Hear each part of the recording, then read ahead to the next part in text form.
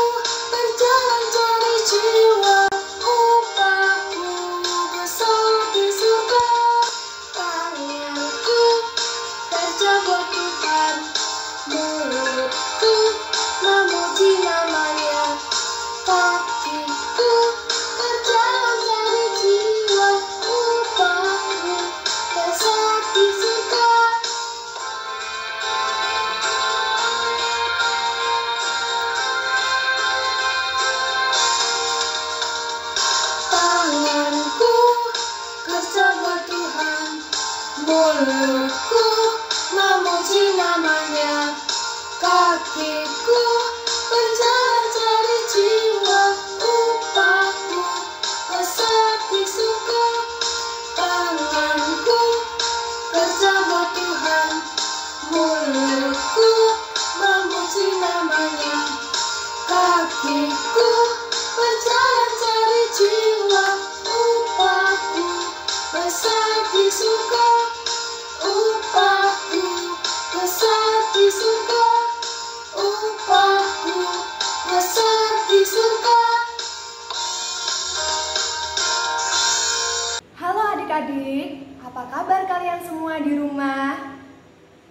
semoga selalu sehat dan juga tetap semangat meskipun hanya di rumah saja.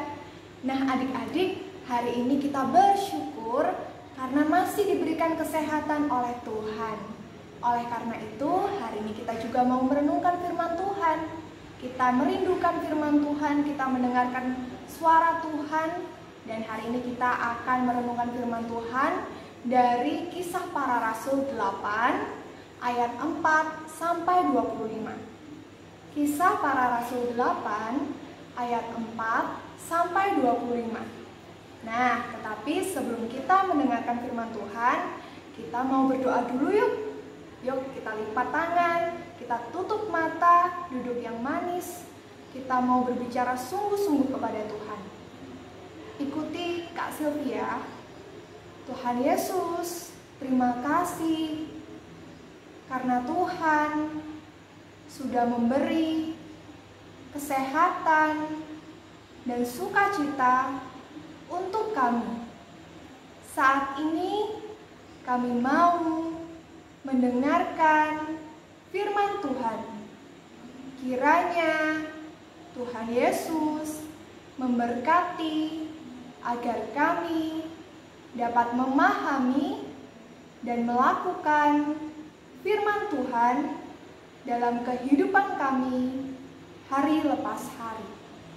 Di dalam nama Tuhan Yesus, kami sudah berdoa. Haleluya. Amin. Mari adik-adik kita membaca firman Tuhan dan juga kita saksikan yuk video dari dalam kisah para rasul ini. Nah, hari ini kita mau belajar tentang seseorang yang bernama Filipus. Nah, siapa sih Filipus? Yuk, dengarkan cerita kakak baik-baik ya. Filipus adalah salah satu murid Tuhan. Awalnya, Filipus memberitakan kabar baik di Yerusalem, tetapi kemudian Filipus pergi ke Samaria. Banyak orang yang percaya kepada Tuhan Yesus juga pergi ke Samaria, karena pemimpin Yahudi berusaha mengejar dan menyakiti mereka. Nah, ketika mereka sampai di Samaria, Filipus mulai memberitakan kabar baik tentang Tuhan Yesus sebagai juru selamat bagi dunia.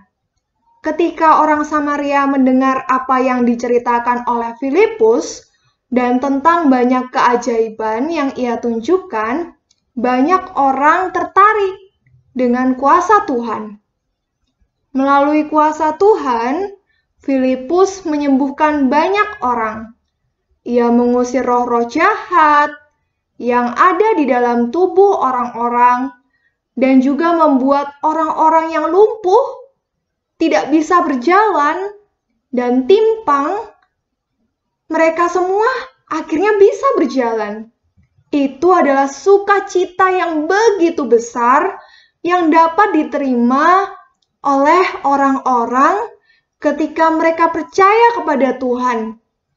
Ketika mereka percaya bahwa Tuhan dapat menyembuhkan mereka melalui kuasa-Nya. Sungguh mereka sangat senang. Adik-adik, di kota Samaria ada seseorang yang bernama Simon. Siapa adik-adik? Simon. Ia adalah seorang yang memiliki ilmu sihir. Simon, si penyihir ini, suka sekali menunjukkan sihirnya kepada orang-orang Samaria supaya dia dianggap hebat. Padahal kuasa sihir yang digunakannya bukanlah kuasa Tuhan. Sebab Simon tidak tahu kuasa Tuhan.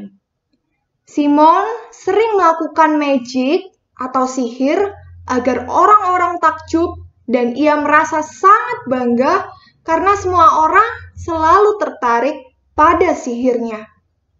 Nah, adik-adik, ketika Filipus sampai di kota dekat tempat tinggal Simon, ketika Filipus, murid Tuhan, sampai di Samaria, Filipus menceritakan bahwa Tuhan Yesus telah mati dan menebus dosa-dosa manusia.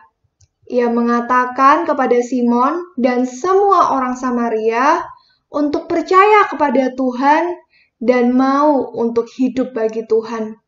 Banyak orang Samaria akhirnya percaya pada apa yang dikatakan oleh Filipus. Simon, si penyihir tadi, adalah salah satu orang Samaria yang akhirnya percaya pada kuasa Tuhan. Ketika Simon sudah dibaptis, ia sering menemani Filipus kemanapun Filipus pergi untuk belajar banyak tentang Tuhan. Simon sering melihat Filipus menunjukkan banyak keajaiban. Dan ia ingin juga dapat menunjukkan keajaiban seperti Filipus. Nah, adik-adik, karena banyak orang yang semakin percaya kepada Tuhan di kota Samaria, maka Petrus dan Yohanes, yang juga adalah rasul, yang juga adalah teman dari Filipus, membantu Filipus untuk mengajar kepada orang banyak tentang Tuhan. Filipus senang sekali karena Petrus dan Yohanes membantunya. Petrus dan Yohanes pun juga ketika sampai di kota Samaria, mereka langsung berdoa untuk orang banyak dan menaruh tangan mereka ke atas orang-orang Samaria itu, sehingga mereka menerima Roh Allah atau Roh Kudus di dalam hati mereka. Simon memperhatikan perbuatan Petrus dan Yohanes. Wah, hebat sekali ya Petrus dan Yohanes. Ketika tangan mereka ada di atas orang-orang itu, semua orang langsung menerima Roh Allah dan Roh Kudus. Adik-adik, ternyata Simon iri dengan kemampuan yang dimiliki oleh Petrus dan Yohanes. Simon kemudian datang kepada Petrus dan Yohanes, dan ia mau membeli kuasa Tuhan yang ada pada Petrus dan Yohanes. Simon datang dengan membawa uang yang banyak, kemudian berkatalah ia, Petrus, Yohanes, berilah kepadaku kuasa itu juga, kuasa seperti kalian, supaya kalau tanganku diletakkan pada siapa saja, orang-orang akan menerima Roh Allah, seperti yang kalian perbuat. Adik-adik, tentu saja Petrus tidak mau menerima uang dari Simon si penyihir. Petrus dan Yohanes menolak uang yang diberikan oleh Simon. Petrus menolak dengan keras dan mengatakan, Hai Simon, ubah hatimu. Engkau salah jika berpikir bahwa kuasa Tuhan dapat dibeli. Ia adalah karunia, dan kuasa Tuhan tidak digunakan untuk mendapatkan uang seperti yang engkau pikirkan. Simon, sadarlah, yang kau lakukan ini adalah hal jahat. Engkau harus berdoa dan minta kepada Tuhan untuk mengampunimu. Simon kemudian sadar bahwa apa yang ia lakukan adalah hal yang salah, hal yang buruk, dan ia meminta Petrus dan Yohanes untuk mendoakannya. Petrus, Yohanes, tolong doakan aku, agar aku diampuni oleh Tuhan. Aku tidak mau dihukum dan menderita karena hal buruk dan jahat yang aku lakukan ini. Petrus dan Yohanes pun mendoakan Simon. Simon juga meminta ampun kepada Tuhan atas dosanya, yaitu ingin memiliki kuasa Tuhan dengan cara membelinya dengan uang. Tuhan pun mengampuni Simon. Setelah Petrus dan Yohanes memberitakan kabar baik tentang Tuhan, mereka kembali ke Yerusalem. Nah, adik-adik, apa yang kita pelajari hari ini adalah bahwa Simon, si penyihir, telah melakukan hal yang buruk, telah melakukan sebuah kesalahan. Meskipun mungkin di awal Simon tidak sadar bahwa apa yang dilakukannya adalah kesalahan yang besar kepada Tuhan.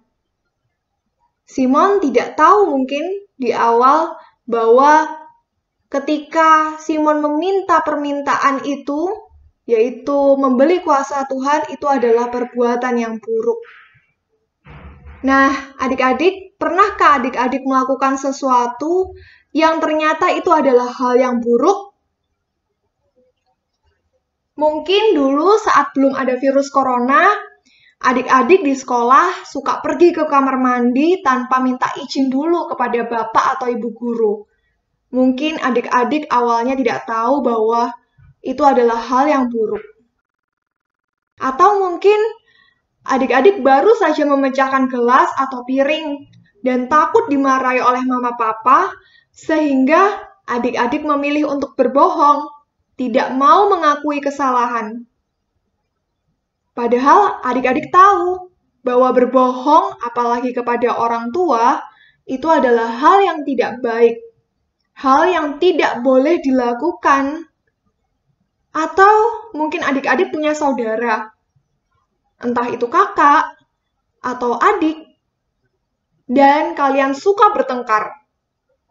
Padahal adik-adik tahu itu adalah hal yang tidak baik, tetapi sering dan masih terus dilakukan. Dan banyak contoh lainnya yang ketika adik-adik lakukan, adik-adik sadar bahwa itu adalah hal yang tidak baik. Nah, lalu apa yang harus kita lakukan? Adik-adik, dalam setiap hal kita dapat meminta Tuhan untuk mengampuni kita, untuk memaafkan kita ketika kita melakukan kesalahan. Seperti Simon meminta maaf kepada Tuhan atas apa yang ia lakukan. Dan ia juga meminta kepada Petrus dan Yohanes untuk mendoakannya. Sebab Simon sadar bahwa ia membutuhkan pengampunan dari Tuhan. Adik-adik, mungkin dari kita berpikir bahwa kita sudah banyak kok melakukan hal yang baik. Kak, aku loh sudah baik sama mama, sudah baik sama papa. Tetapi jika sekali-sekali adik melakukan hal yang buruk, itu akan menjadi sebuah masalah. Coba adik-adik bayangkan, adik-adik sedang membuat scramble egg untuk makan pagi. Kita punya 4 telur. Ada 3 telur yang baik dan 1 telur yang busuk. Ketika adik-adik memasukkan 1 telur yang busuk dan mencampurnya dengan 3 telur yang baik, adik-adik kira-kira masih mau nggak makan scramble egg yang dibuat? Tentu saja tidak mau, karena rasanya tidak akan enak. Kenapa? Karena ada 1 telur busuk di dalamnya. Nah, scramble egg itu menggambarkan tentang sikap kita jadi anak-anak Tuhan. Tuhan Yesus ingin semua sikap kita adalah baik, tidak ada telur busuk, tidak ada sikap buruk yang dilakukan. Tetapi bagaimana Kak jika susah? Adik-adik, Tuhan Yesus pasti akan tolong kalau kita mau memberikan hati untuk diubah oleh Tuhan. Memberikan sikap untuk diubah oleh Tuhan. Dan yang paling penting adalah percaya kepada Tuhan. Itu adalah hal terpenting dari semua hal yang dapat kita lakukan sebagai anak Tuhan. Karena ketika kita percaya kepada Tuhan, kita dapat diampuni. Tanpa Tuhan Yesus yang rela untuk mati di salib, demi kakak, demi adik-adik, kita tidak akan dapat menang dari hal-hal buruk, dari dosa, dari kuasa jahat. Dan saat Tuhan Yesus disalib, Ia telah menebus semua dosa kita. Karena kasih sayang Tuhan, Ia mau menderita untuk kita semua. Ketika kita berdoa, kakak adik berdoa, itu adalah hal yang paling membuat Tuhan senang, karena di saat adik-adik berdoa dan mau mengakui kesalahan, Tuhan akan membuang jauh sikap buruk dan mengampuni dosa-dosa kita. Itu adalah hal yang luar biasa yang kita miliki ketika Tuhan Yesus mau sayang dan selalu mengampuni kita.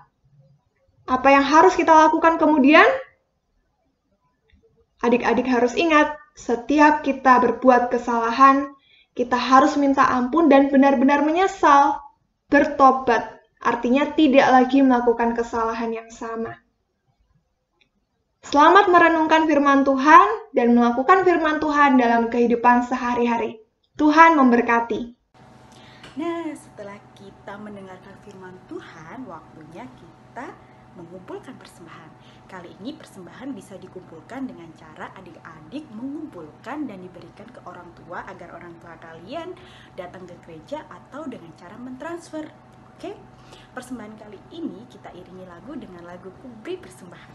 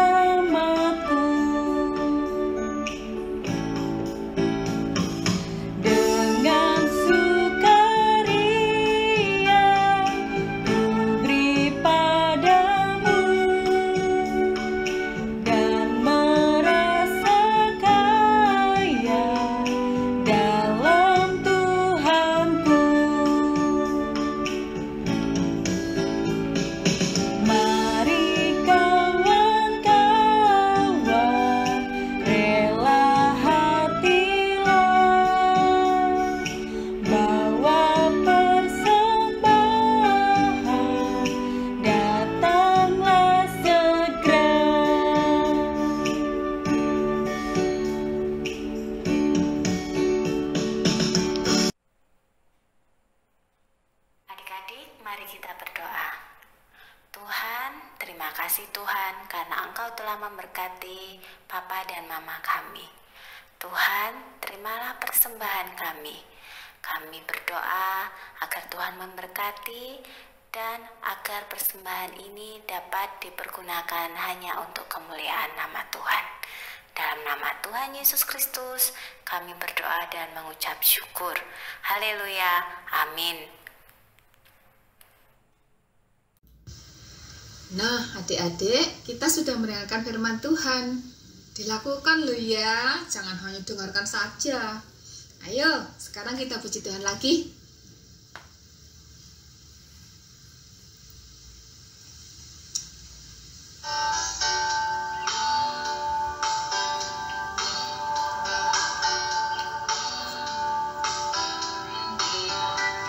Kasih sukacita, damai sejahtera, kesabaran kemurahan,